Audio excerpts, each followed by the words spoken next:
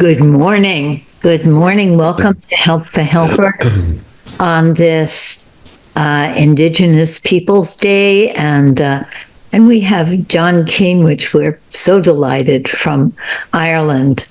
And Katerina is going to read his bio, and we're going to get started right away today. Welcome.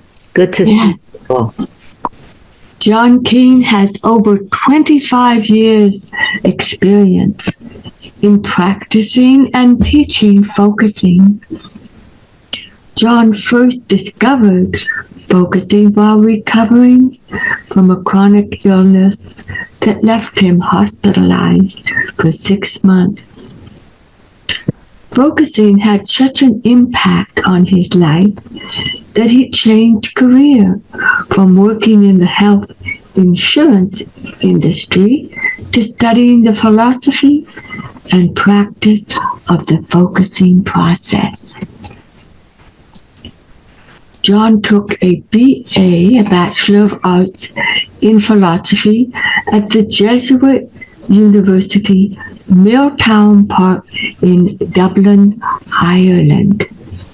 He also obtained his certification as a focusing professional through the Focusing Institute in New York at that time. Inspired by the work of BioSpiritual Focusing, he obtained a master's degree in philosophy for his study on the correlation between BioSpiritual Focusing and Narrative. John traveled to California in 2008 to work and study with Fathers Edwin McMahon and Peter Campbell.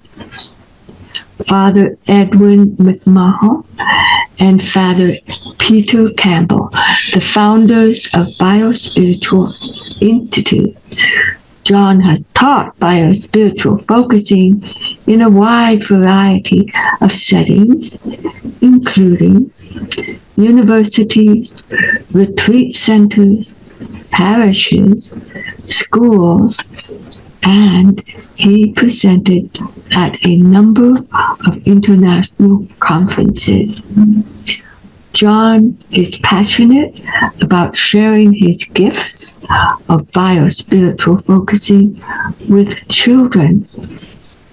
He is also actively involved in the design and presentation of online BioSpiritual education programs. John is the International Director of the BioSpiritual Institute. So welcome. And today we have Joe Coletti here, also leading this BioSpiritual community. Thank you, Katrina, and thank you, Lynn and Katrina and Vivian and Pauline, for all of the work that you do in making these gatherings possible. I'm delighted to be here with you today. And what we're going to look at today is what we in BioSpiritual Focusing we call the affection teacher. Okay. To begin with, I'd like to just make a few clarifications. One is that many people associate BioSpirituality with Christianity, and indeed Father Ed and Father Pete were Jesuit priests, and what they did was they translated the insights of focusing, the process of focusing, into their wisdom tradition. But they were always insistent that BioSpirituality is not just about Christianity. Father Ed used to famously say, I don't care whether you believe in Krishna, in Buddha, in Muhammad, in Jesus Christ, or the great blue duck in the sky. Once you sense that this journey is about more than just yourself, then BioSpirituality is for you. Okay. And what I'm going to share with you, Ed and Pete were very passionate about preserving the essence of the focusing process. So anything that I share here is not meant to undermine any other modality or way of offering focusing. Rather, it's looking at it within a spiritual context and looking at how Father Ed and Father Pete developed how they taught focusing within that context of spirituality. To begin with, last night I was just doing some light reading, and I was quite surprised. I came across on the focusing discussion list, there was a review by Christina Sved from the Hungarian Focusing Institute about a program that Dr. Kira Keane gave to them recently. It's called It Might Come to You. And within that presentation, Kira differentiated between two forms of focusing, and he called one focusing data, which refers to the structured practice that Jenlin developed to teach focusing systematically. While this structured method is crucial for learning, Kira emphasized that focusing beta is only one side of the coin. So we actually need to learn this process in some way. We need some structure, we need some guidance about how to attend to our own inner emerging, our own inner process. But then he differentiates it then to focusing alpha, which is the ability to pause and allow something deeper to emerge naturally. A practice so embedded in one's being that it may not even be recognized as focusing. Akira shared that this unforced, organic unfolding is where the true magic lies. And really this is my experience of discovering what we're going to sense into today is this affection teacher that Father Ed and Father Pete offer to us. I was trained through the Focusing Institute and with the Jenlin's original 6 steps, and of course Dr. Jenlin always said that this was just one way of offering the focusing process, that people were open to discovering methodologies that work better for themselves, and we have some wonderful ways of teaching focusing now. When I went to California to work with Ed and Pete in 2008, I was in a way misusing focusing, because all that I did was when something went wrong, when something didn't feel right, I would go inside and try and fix it or try and find some resolution. And of course, that's a much more holistic, much more grounded way of being able to deal with those problems. But I started to sense that my own body was starting to sort of push back a little bit. It was almost like, that phone call that you get from the friend or your family relation, where you see the phone call coming through and you say, oh God, what did they want now?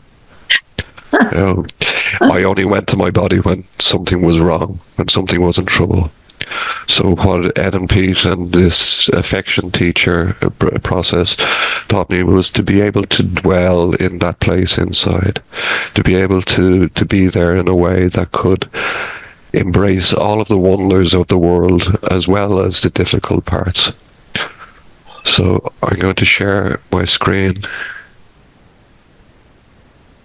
and we'll have a closer look at what this so I've called this offering Love, the Living Heartbeat of BioSpirituality. And for me, love is the engine that drives BioSpirituality. It's what connects me to myself, to other people, to the planet I'm living on, and to some larger mystery.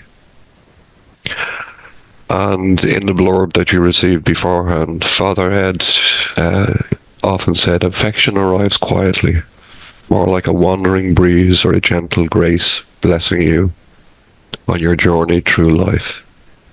So let's have a look and see what he means by this sort of abstract sense. So Father Ed used to always introduce every retreat, every workshop on BioSpirituality with this simple invitation, and it was welcome home. And what he was talking about wasn't a home that you're sitting in right now, the external environment. What he was saying is, welcome home to your own body. Welcome home to inhabiting this place of beauty that you carry with you everywhere that you go. And over the years, I've started to learn that, for me, the best way of teaching focusing to people is not to start with the difficulties, but to start with creating a place of beauty and love inside. So to begin by noticing where people carry the sense of wonder, of awe, of beauty inside.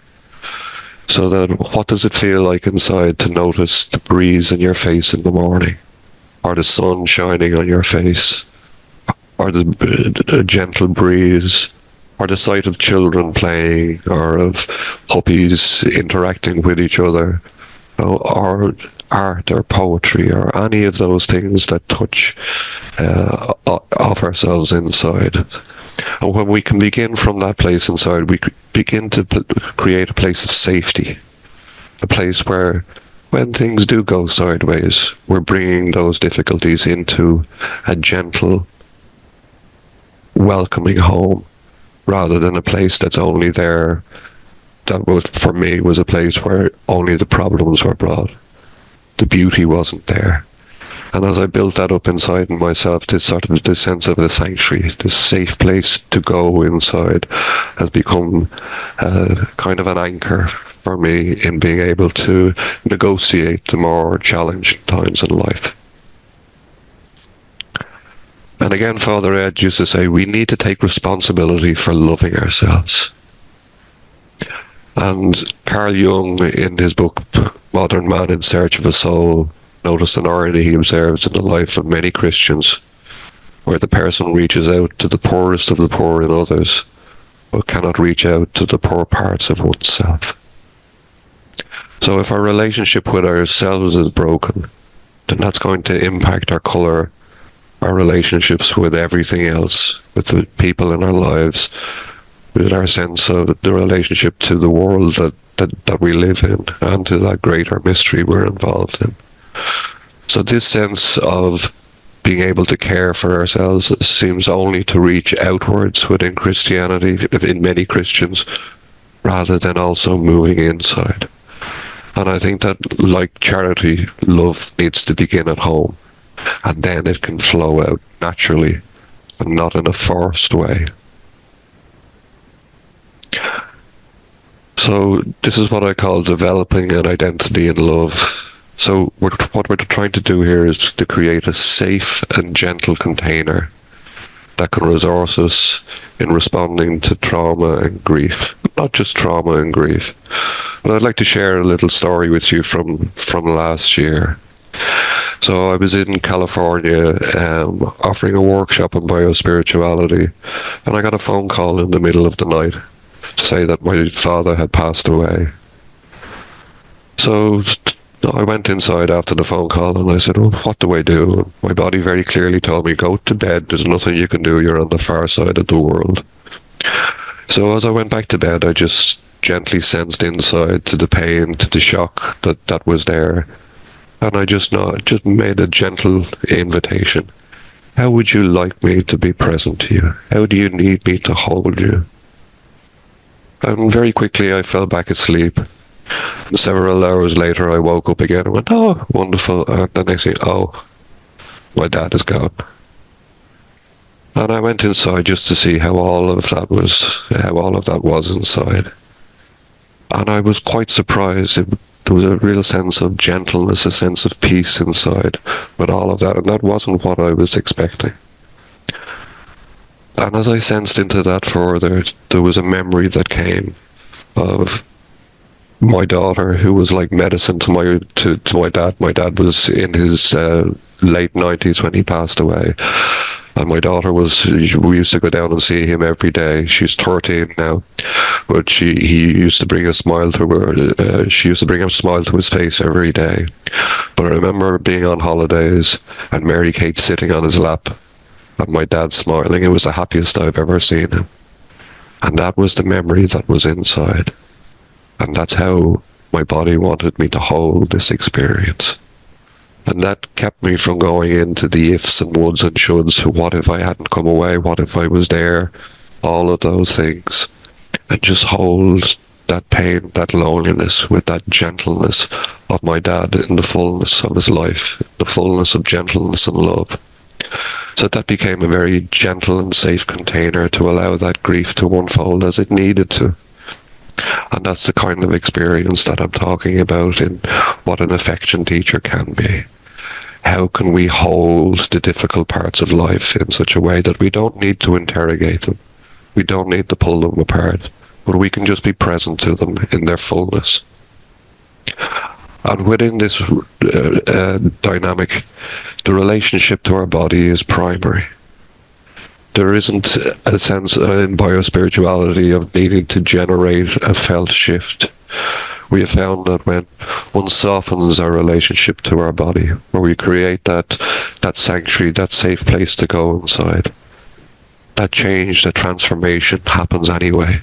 It's a secondary benefit. When we can hold something in love and gentleness, then the felt shift comes as something of grace, as something of gift in our life. And there's the famous story that Father Ed and Pete went and visited Dr. Jenlin in New York, and they said, we only have one question for you. Is where does the felt shift come from? And Jenlin became quiet for a while and looked up and said, it's what you guys would call grace. So the felt shift, in one way, is a physical experience of grace, a physical experience of gift in our life, because it's not of our making. We cannot generate it, we cannot will it into being, but we can create the right environment for it, for that possibility of change, of transformation, of healing to occur. And Søren Kierkegaard, the Danish philosopher, said that life is not a problem to be solved, but a reality to be experienced. And in my experience, we have pathologized an awful lot of living. That is, their life has become, in some ways, problems to be solved. But every problem, there's many messy parts of the human experience that don't have an easy solution to them. But we can stay, we can be present to them, we can love them. And in the same way as in the focusing process, we know that when we go through a focusing experience, we look back in amazement and say, oh, of course that makes sense. There was the sadness there that turned to anger, that turned to acceptance or peace or whatever it may be. Focusing is only logical retrospectively. We could never get from A to C to begin with. But when we look back from C to B to A, it makes perfect logical sense to us. So how do we live a life not trying to solve everything, not trying to look for the answers to everything that we experience, but a life that can be experienced in gentleness and in safety? So what Ed and Pete discovered is that the affection teacher, which is what Eugene Jenlin called the focusing attitude, needed to be more than just a concept, a thought, that it needs to be felt in our body. You don't just think affection in your mind, you directly feel and experience such unfolding from within your own physical organism. And a wonderful example of this was Father Ed, who was a student of Abraham Maslow. There's that wonderful story about Maslow where he used to go picking strawberries with himself, his wife, and his children. And he said himself and his wife would eat their strawberries very slowly, because when their children had finished eating their strawberries, they would go looking for the ones that were left on their plates. And he said that the strawberries tasted better in my child's mouth than they did in my own. And it's that sort of connectedness, that sort of sense of being in an experience rather than outside observing it that Ed and Pete were trying to portray. And this experience of affection raises a physical sense of tied-inness to the world and one another. So I invite you just for a few moments just to pause and just to notice, do you have an experience of affection, of acceptance? Maybe it was holding a newborn baby, or a little puppy or kitten, or a cuddly toy that was important to you in your youth. I invite you just to notice, what's the body feel of that? What was it like just being present to this infant, this puppy or kitten? And just notice how most of the communication is done through the body, through touch.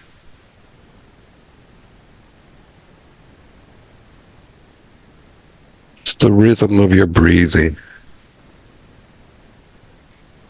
It's the tone of your muscles.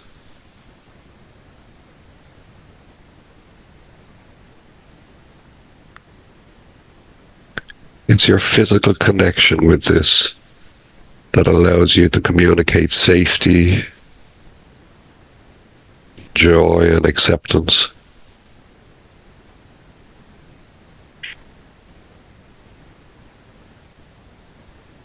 Just to notice that what you say will make little difference here.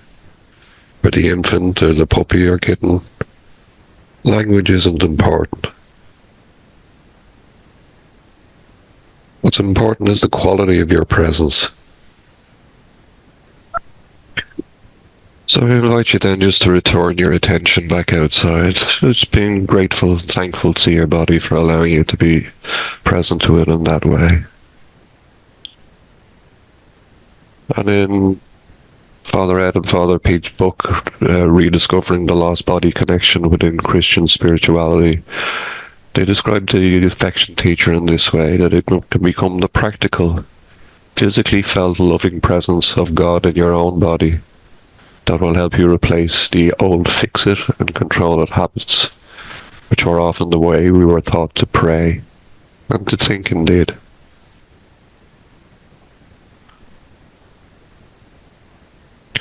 So this affection teacher is more than just a rational category. And within that, Father Ed and Pete, with the assistance of Sister Jane Fallon, discovered that within the context of spirituality, that all that was needed to replace, not to replace, but to augment these gentle and 6 steps were just to notice and nurture our own felt experiencing. So just to pause, to stop, to notice what's happening inside, and to nurture it, to love it, to create the right atmosphere so that it could just be there, creating that inner environment. And people often think that this kind of loving approach to our body can be a sign of weakness or a sign of but it's anything but. I often, when I teach this to men's groups, we begin by saying that you can go into a boxing ring or go out onto a football pitch or do whatever, and that may take courage, but the greatest courage that you will ever be called to is to be able to sit non-violently with compassion and openness to the enemies that you created inside. And St. Francis de Sales put it this way: one of the maxims often quoted by him is that there is nothing as strong as gentleness, and nothing as gentle as real strength. Because when we begin to be with ourselves this way, then we will not accept being belittled or undermined by others. When I teach this to children, I notice that there's a shift in the way they sense themselves.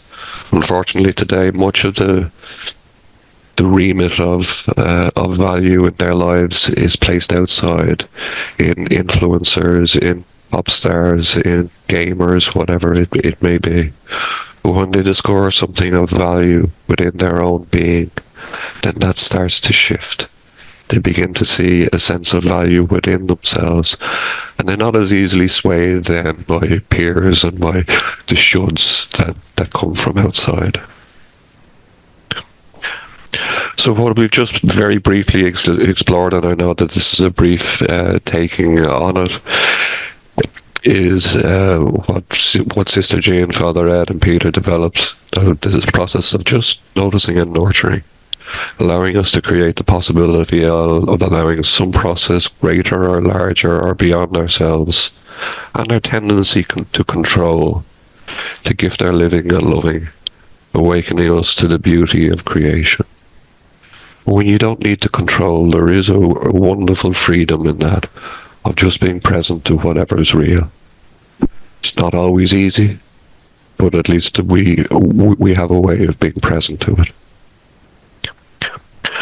And in the environment that we're living in at the moment, I'd just like to leave you with this, something to sense into.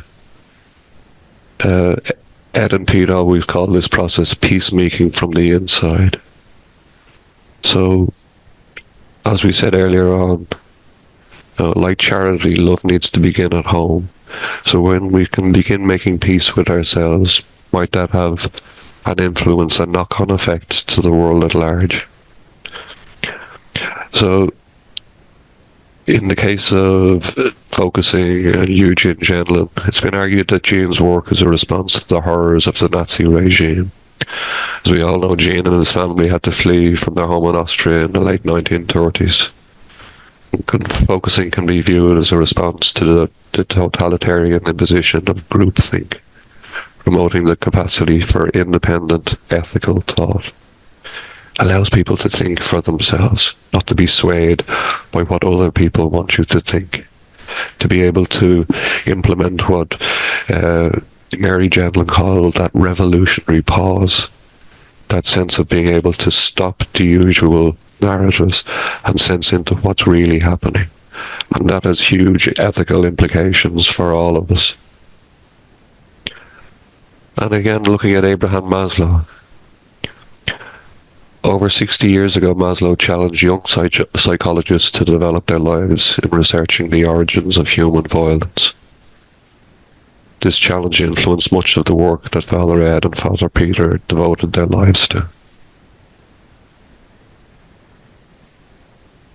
And finally, this may be a little provocative, but I invite you not to find an answer to it, but to find yourself in this, whether there's anything in this that resonates with you, or whether it's you find it too abstract. But people out of touch with themselves have no real alternative than to constantly prepare for war. Anyone in conflict with himself or herself must inevitably view the world in the same manner. That's taken from their book, Focusing as a Way to Grow. And then Father Ed said that which we protect from our own knowing, we protect from God's grace. Or if you don't like the word God, from love's grace, from love's gift.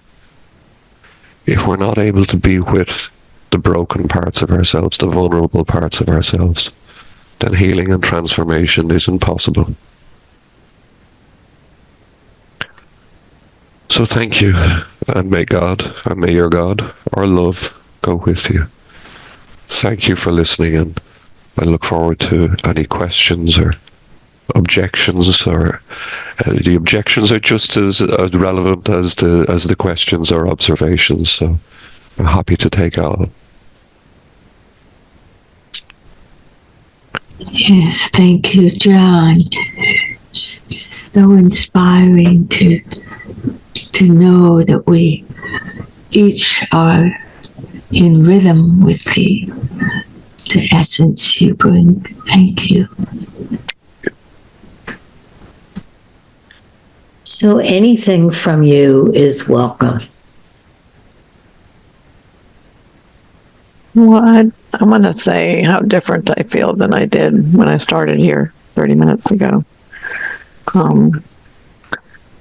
I resonate with what you've shared, John, the things you've said just really touched me. And just this sense of gentleness and like even a more gentle way to go into the focusing space and being with what's there. So, thank you very much. Thank you, Marianne.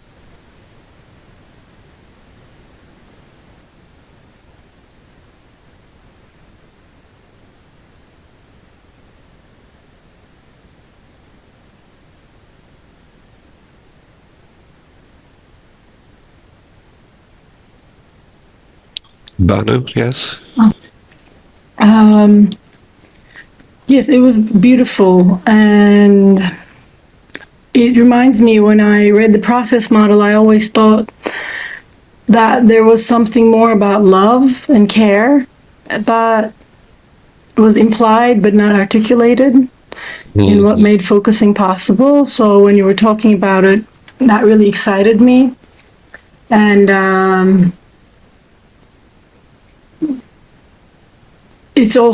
I also often feel we don't really know what we mean by love.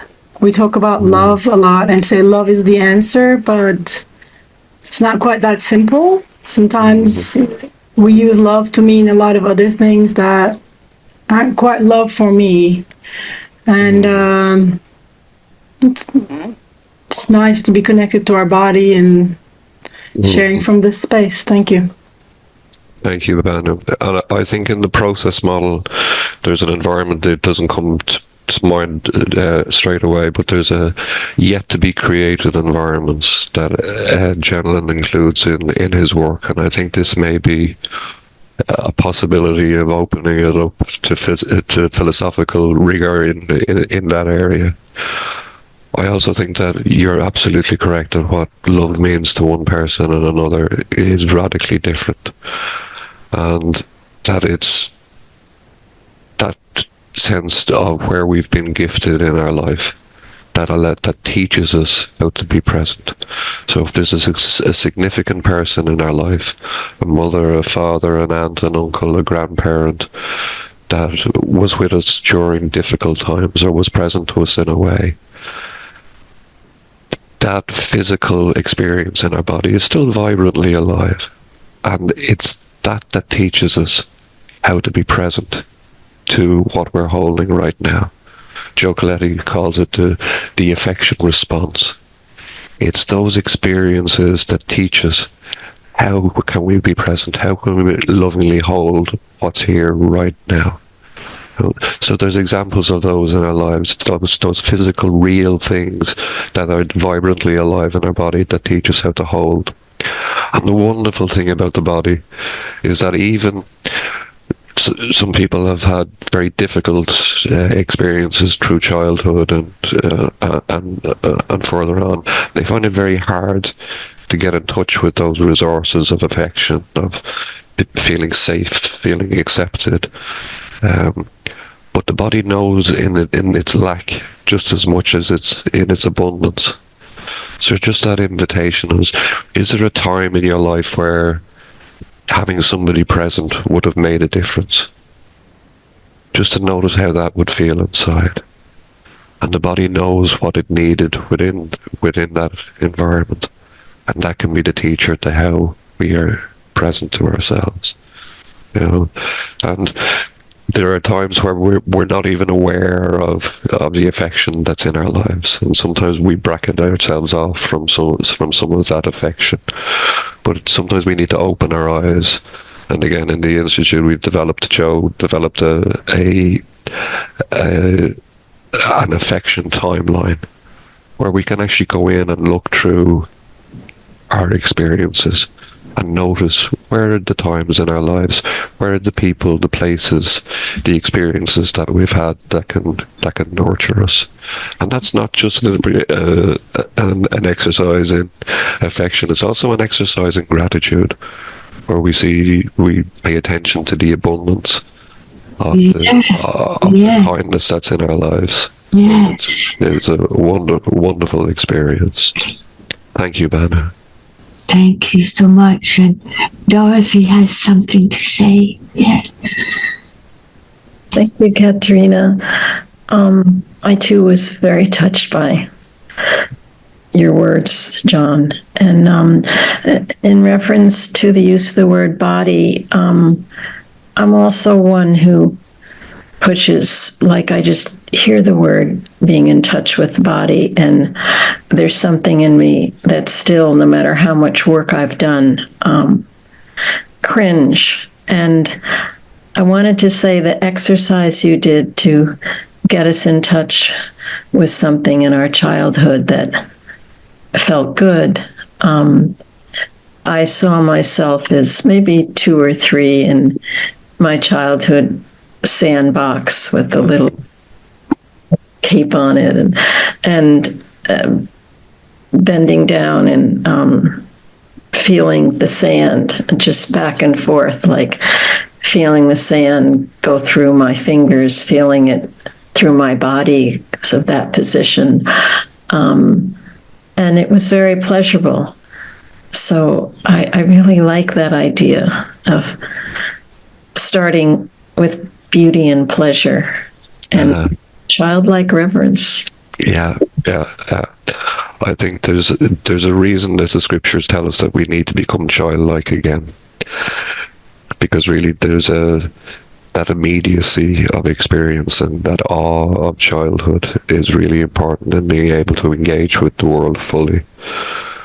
But I'd also invite you, Dorothy, just to notice that focusing really is almost like poetry. We play with language, we play with the public language, so that if the word body doesn't fit for you, find something that is more inviting for you to be able to sense into, like being or whatever that might be for you.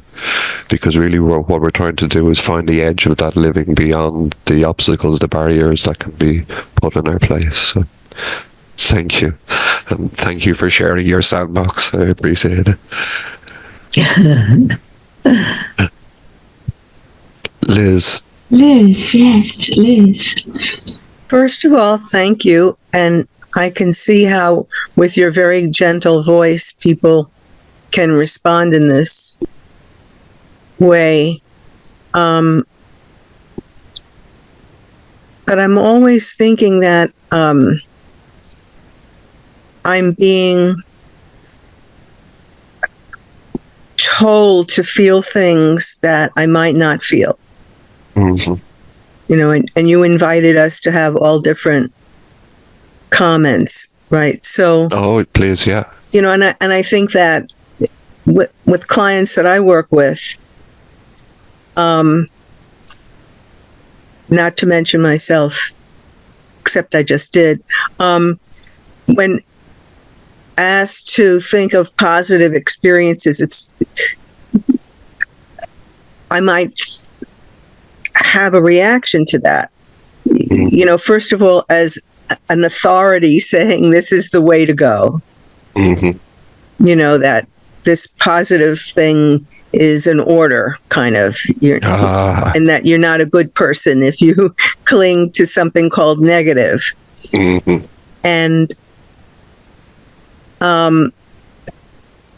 a feeling that if somebody is asked to, well, think of something positive, mm-hmm. and their feeling is, I don't have anything positive. Or every time I was affectionate, I was met by rejection. Okay. Don't tell me to go into that place. You know, and how does this way, your way, avoid what is sometimes called toxic positivity? Mm-hmm. Yeah, okay. Wonderful. Thank you, Liz. I think to begin with, it's important to delineate that we are very clear within BioSpirituality that this is not a therapeutic method, that there may be therapeutic advantages to it, but it is an exploration of one sense of connectedness into life. Okay, and we are clear. We make sure that people are very aware that our website is very clear in delineating that difference. As I said, it doesn't mean that there's not. I think that if you're talking about people that are, can experience a pushback to that sort of positive feedback in their lives, then certainly there's some work that may need to be done or explored within that. Again, I don't have an answer of what that may be, but certainly all of our input is always offered purely on the basis of invitation, okay, of being put what's real.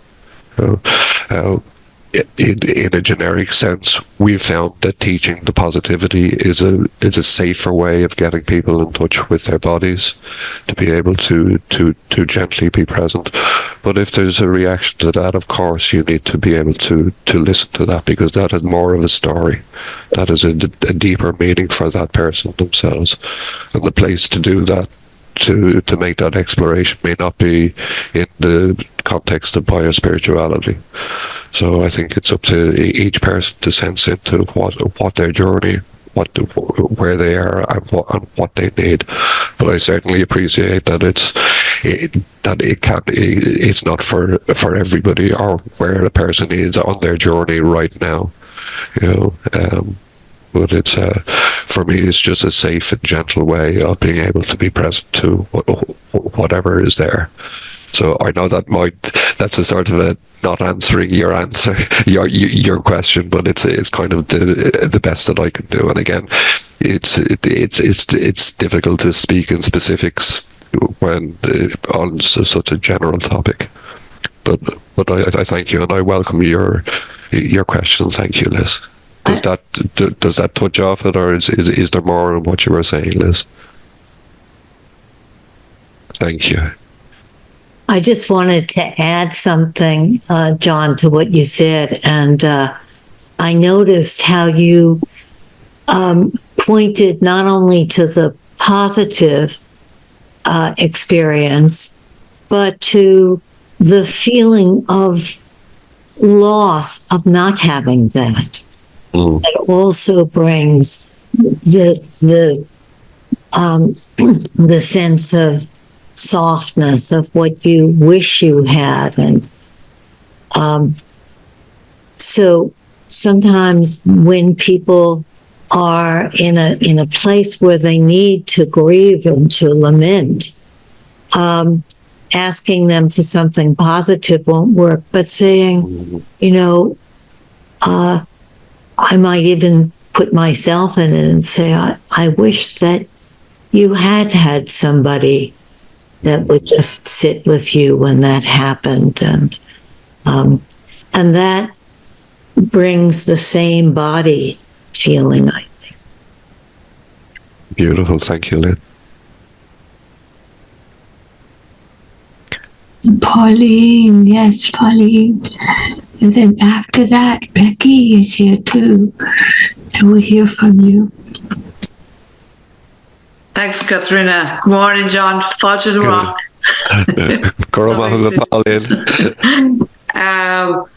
Yeah, it's kind of like I loved, and I think I experienced the grace. Grace is, any word is just a word, but it's experienced, and really loved the presentation, and being an Irish Catholic, recovering. Certainly anything that is kind of offered by fathers, I certainly would have a natural kind of feeling obligation to resist, and yet it's like when I heard you mention it to Liz that it's not for everyone. I think that if it's been explained that love and gentleness and an affection isn't for everyone, then it's kind of like, well, maybe there's another bit to the story, because who doesn't need that, or more of that. So that's kind of it, it's just the wanting and kind of wanting kind of be a champion for that, really, just like that's what I want, to be a champion for the essence, which I think actually is almost needs to be understood in the politics of love, that the God within, or that grace or whatever, it's so contaminated by old story that, it's like finding new ways of introducing it, or, so thank you. Thank you, Pauline. Father Ed used to often say that we don't need a new church, but what we badly need is a new experience of church. And that it's a living entity. It is the people. It's not the structure. And how do we develop a process that lives and breathes like we do? And at the heart of Ed and Pete's research was in the psychology of religion, and they said it used to make people very nervous when they saw them coming. But they said that they found within all major world religions some degree of pathology, some degree of control. And they said, well, how do we overcome this? And in Jenlin's focusing, they found the process that was able to address that. And they called it the possibility of a global spirituality, the foundation for a global spirituality. That we've put the cart before the horse. We've put our doctrines, our interpretations as primary, rather than the lived experience of being a human being. But when we put lived experience as primary, then the interpretations, the dogmas, don't need to threaten each other, because we have a greater respect for where those interpretations, those dogmas came from in the first place. They came from a shared lived experience that we all have, because we all share that same body. So I think that, as you said, yes, go on. I think there's a huge potential to hold the ground for it to inform us, that there's a whole potential there, a reservoir of a new language even. So thanks again. Yeah. Thank you, Pauline. Becky, thanks for waiting. Oh, certainly. Thank you very much for your offering, John, and all the comments that have come. I had an immediate sense of feeling, understanding, or tuning into Liz's comment about showing a preference for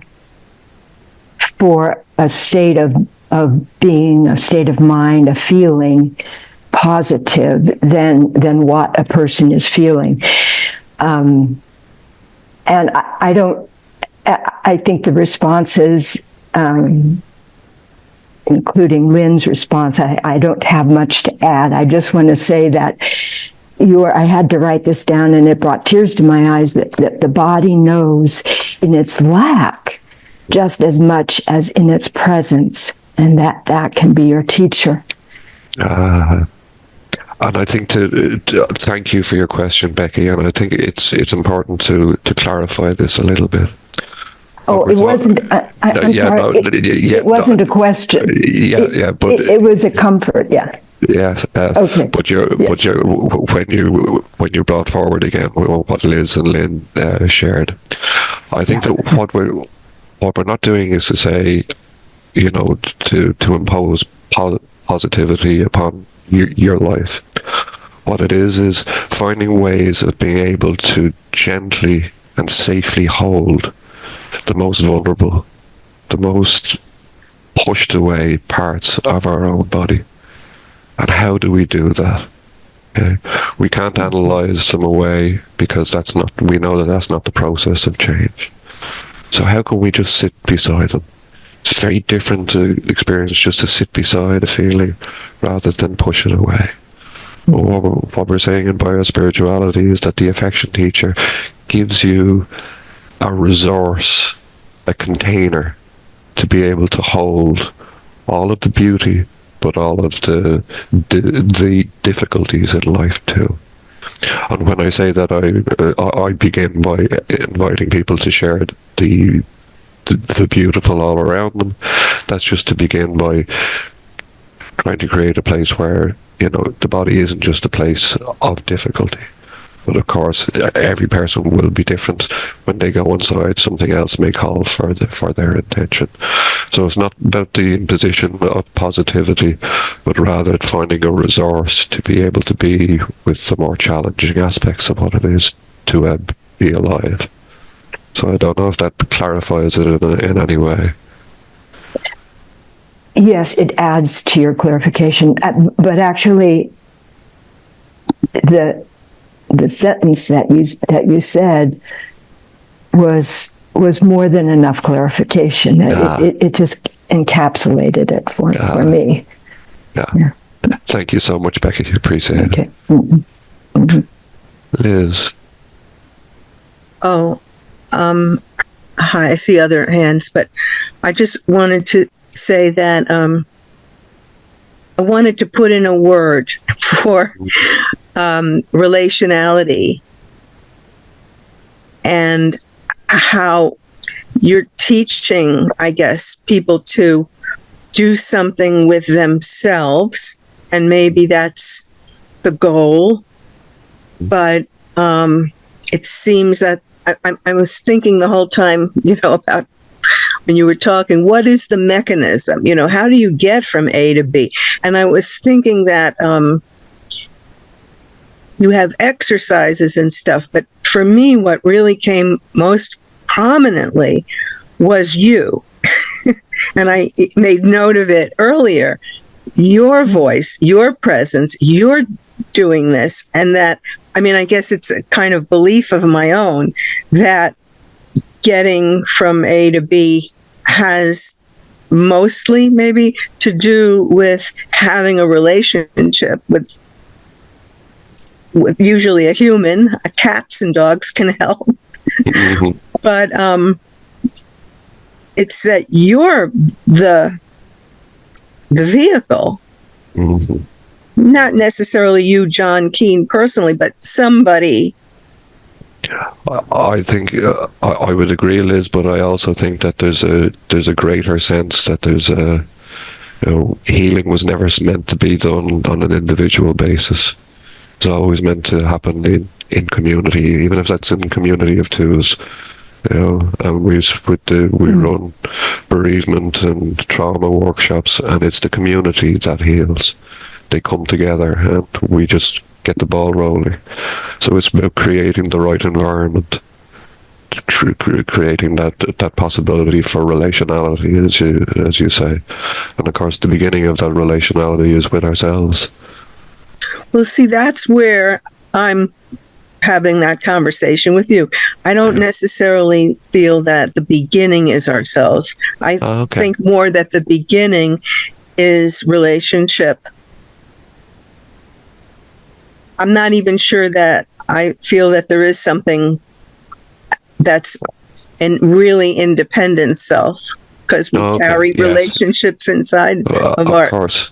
Yeah. Anyway, I just wanted to make that point, because people tend to think, especially in these technological days where everything is made into a technology, that just do this technology, and they kind of put aside you're doing this with somebody. Even if you're reading a self-help book, there's a narrator who's helping you and having faith in you. And I don't know, I just wanted to put in a word for that. We're always in relation to other people, and that a lot of that pain you're speaking about is the pain of being alone with it. Mm-hmm. And it's not always possible to continue to be alone with it and make it better. Mm-hmm. Sometimes you have to let somebody in to help you make it better. Yeah, exactly. And I love that quote from Jenlin, that the body extends way beyond the skin envelope. That we are out in the world, in one another, in very profound ways. And it's Jenlin who says it. So back to, that the words didn't exist by themselves. A man was born who said the words. Yeah, I get you, Liz. Thank you. Thank you. Thank you. Rachel. Hi. Thank you so much. This was really so beautiful to listen to. Two things, I think. One is if you could maybe just say a little bit more, and it might be that you're repeating some of what you said, about how to kind of inwardly direct ourselves, like when those opportunities arise, like in those moments, to, again, not sort of overlay positivity over, you know, what's maybe difficult or painful, but how to sort of, I want to say maybe in those soft moments, to help kind of open or direct towards what is beautiful. And I'm asking that really, I want to say, I'm asking that really delicately, because kind of the wrong inner direction can lead to a lot of what I think Liz is pointing to, which is, sorry, I have a lot of coffee stored in my pockets like a squirrel. But if it's the wrong direction, like be grateful, or what's beautiful here, if somebody just ran over my foot, that's not gonna, I can't get there. But maybe there is you know, some words that kind of can help with. Okay. And again, Rachel, to clarify, we're not trying to superimpose positivity upon any difficult experiences. What we're trying to do is find a gentle container to be able to be with the difficult experience in all of its difficulty. Okay, so that invitation to sense into the beautiful is only as a way of being able to bring some balance into our relationship with our body. Okay, so it's that we are all at the time looking for, in my own experience, it was always the problem. There was a beautiful nun who taught me this process. She used to always make that invitation to us: create a little space for beauty inside. Okay, and it was just that possibility of, if you saw something beautiful, that you got, there was an invitation to be able to get a bodily sense of that, as well as all of the negative things. It doesn't mean that the negative things aren't happening, but at least we're drawing some balance in what we're interacting with in our bodies. And then the container, the affection teacher. There are ways in Ed and Pete's books, there are invitations to be able to, exercises to expand that, to look more deeply into it.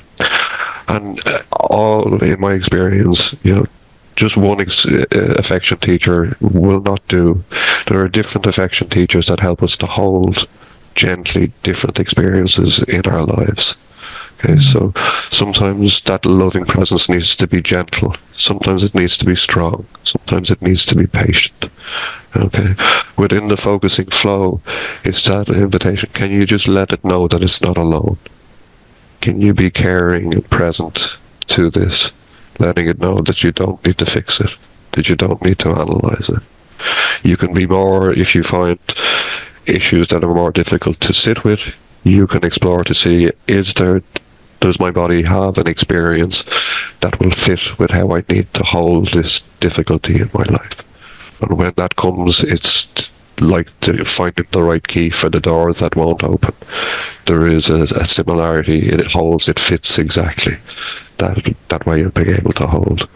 That experience of my dad passing away, that simple invitation. How does my body want me to be present to this? It was giving up the intention of trying to control his passing and just noticing it, allowing that gift to come from my body. How does it want me to hold this? And the beautiful memory of my daughter and him on holidays came. So it's about find the right way of being with whatever comes up in our lives. And in a way, it's a part of the spirituality of BioSpirituality is that deepening of that sense of love, of presence in our life. That love isn't just a single thing, but it's a multifaceted thing that allows us to explore more of ourselves, more of the world around us. So, does that answer your question, or was there more in that, Rachel? I think there's a little more like a kind of part two, just about when there are things that feel uncontainable and uncontainable alone. And I think some of those questions, when for myself, if I'm in a more balanced state, if it's not too bad, the uncomfortable thing, that's possible. But there are things that come, like dysregulations that come, that are so overpowering. It's beyond my capacity to, and I wonder if there's something to try, or what you would say there. Again, going back to Eugene Gendlin, he said, what is real is what's there to be lived. And in those kind of moments, there is an almost imposition of will that I need to be able to be with this. But that's not what's real. What's real is I really don't want to be with this right now. So how can I be with that? How can I just be gentle? Because that's what's real, and that's what's there to be lived. So it's just, I couldn't touch this with a barge pole right now.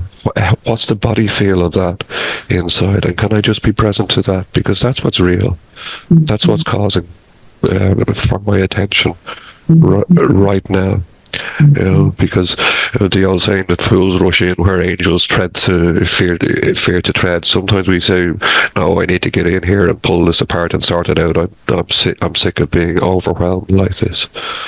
But what's actually happening is our body is just saying, "No, will you please just acknowledge that I can't be with this right now," and that brings its own sense of relief.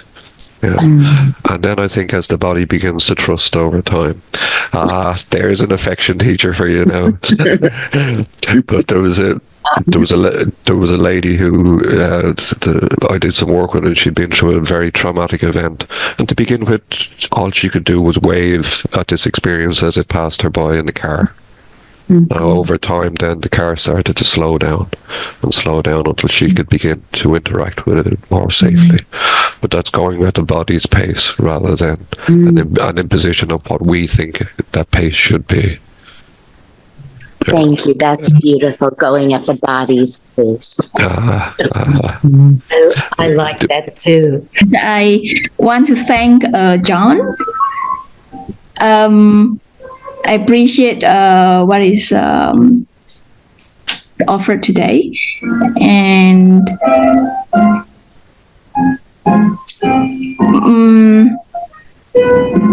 by saying it, it makes again the beauty and grace something two different things. But what I received today is be with the nature, be with your nature, be with the nature, and stay as long as possible in that state and moment of your own nature. I think that's what that one thing that I carried away. I will bring with me. Thank you. And I remember many years ago, I bought an apartment in the centre of Dublin, and it was just surrounded by concrete. There was nothing living around. And something inside me started to wither, started to recoil a little, and I was just hungry to be out in nature. And then I said, no, I have to get out of here. And when I did, when I went back out into nature, when I began to expose myself to the living rhythm of the world again, something came back to life. So I think that we all hunger for nature. We hunger for that connection. And when it's denied to us, there's something inside us that grows small. Thank you. Yes. Just a quick question, John and Joe. I mean, BioSpirituality, do you sort of identify as a movement, or, do you meet regularly, or, as a group? That's a big question, Pauline. Okay. We have 5 designated centres around the world, really Father Ed and Pete's vision was to set up grassroots communities that could help and support one another. We offer a lot of training online. The designated centres offer their trainings in person and online. We hold a monthly meeting that explores different aspects of BioSpirituality. If anyone's interested, they're free, so if anybody is interested in those, the next one will be next Monday on the grace to forgive ourselves. And within Ireland, we hold bereavement retreats in Ard's Friary, and there's a week long every year. Each of our designated centres has a different. They offer different aspects, different gifts of BioSpirituality. They specialise in different aspects of it.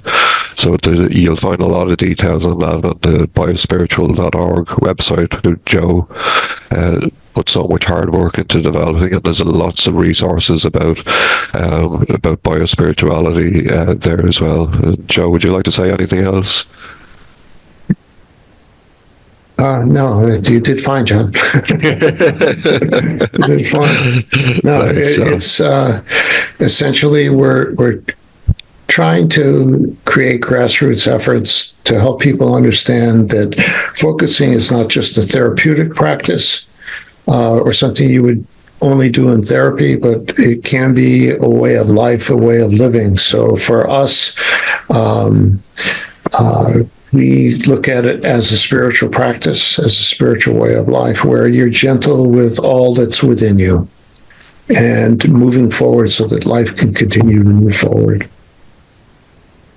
Great. Thanks, Joe. Thanks, Baldur. Thank you. This was very good for me to experience today. I am interested in hearing more about this, and when I just went online and typed biospirituality.org, I didn't get to the site. So am I missing something? It's biospiritual.org. Great. Sorry about that. That's okay. And if you want to drop me an email, Sophie, I'm happy to meet with you and to explore this further if that's something that interests you. That goes for everybody. If there's anything that's come up here that interests you, that concerns you, that you'd like to discuss in more detail, then just my email address is KeaneFocus, KeaneFocus @gmail.com. Maybe we could put that in the chat. I'll do that now, Lynn. Thanks. Before we leave, I have a quick question, if that's okay. May I ask a technical question? Please, Benno, yeah. The way you led us in through thinking of a moment of affection was very similar to how I was taught compassion meditation. Okay. And I wondered if it's like an old Christian practice or if there's a source, or, it's not, rocket science, but I wondered if there was a root to that, focusing in on that moment, how you know of. Again, I'm not sure Joe may be able to answer. I know that really for Father Ed and Father Pete, they said that the scriptures tell us that God is love. Not that God is like love, but that the essence of God is love.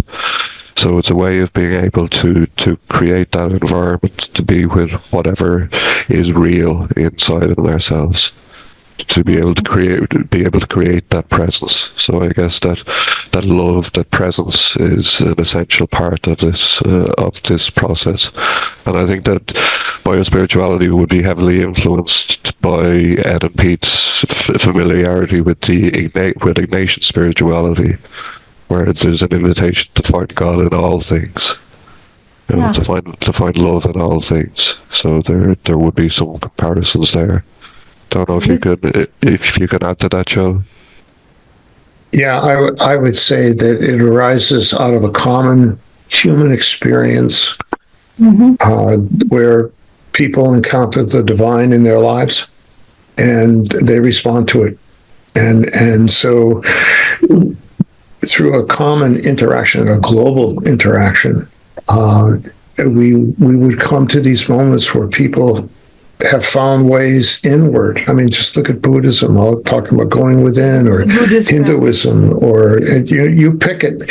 It's the same kinds of things being said in terms of going within and holding whatever is there. So I would say it comes out of simply being human. Mm-hmm. Thanks. I could just add, because I came from a week of retreat, and it was a mindful meditation retreat. And so it's just I just want to add what you say, Joe. It's universal. So, for example, Thich Nhat Hanh is very pronounced with mindfulness in his teaching. So I think it's so beautiful. The focusing and every spiritual tradition goes together for me. So it just reinforces each other. So it's the truth. So something like that. Yeah, and I think we've gone full circle with where we began. That article on the focusing discussion list. It might come to you, where Akira describes that sense of something that's natural. You know? And Father Ed and Pete's book, Rediscovering the Lost Body Connection, for them, the most important word in that was rediscovering. This is not something that we add on to human experiencing. It's already part of who we are. And to be more whole, we need to incorporate it into our living and add it to all of the wonderful precision of the mind. Thank you. And thank you so much, John. This has been wonderful. Thank you, Lynn. We have a poem from Dorothy. Yes. Our meeting. Yes. Thank you, John, for this poem, to be exposed to another wonderful poet. And I want to say, I listened online. I would love to have the Irish music in my voice. So just imagine that there's Irish music as you're hearing this. And Katerina, I don't know if you can put it in the chat, because it's dense and rich, many, many images. And I just want to say one line so you don't lose it, and you'll hear it in the middle. Begin. The poem is called Begin by Brendan Kennelly.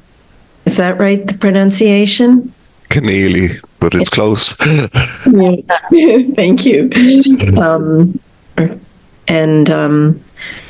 He's a recent poet. He just passed away in 2021. And the line that really jumped out, begin to the loneliness that cannot end, since it perhaps is what makes us begin. Now, to the whole poem, begin. Begin again to the summoning birds, to the sight of the light at the window. Begin to the roar of morning traffic all along Pembroke Road. Every beginning is a promise, born in light and dying in dark. Determination and exaltation of springtime, flowering the way to work. Begin to the pageant of queuing girls, the arrogant loneliness of swans in the canal.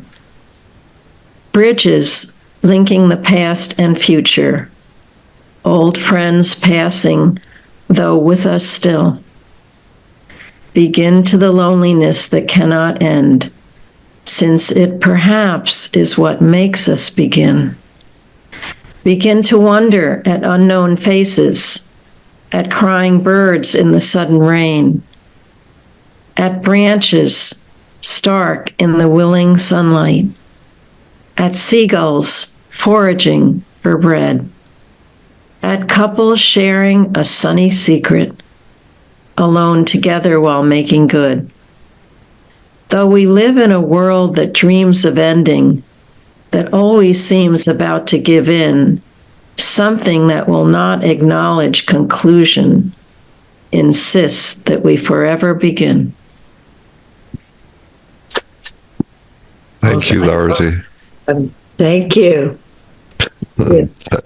Thank you, Katharina and Lynn and Pauline. Thank you, and thank you, everybody. Okay, thank you so much, and we'll see you next week. And Vanna, you and I will stay on for a few minutes. Bye-bye, everybody. That's lovely. Thanks, Joe. Bye-bye. Thank you. Thanks, Yeah, John. thank you. It's lovely.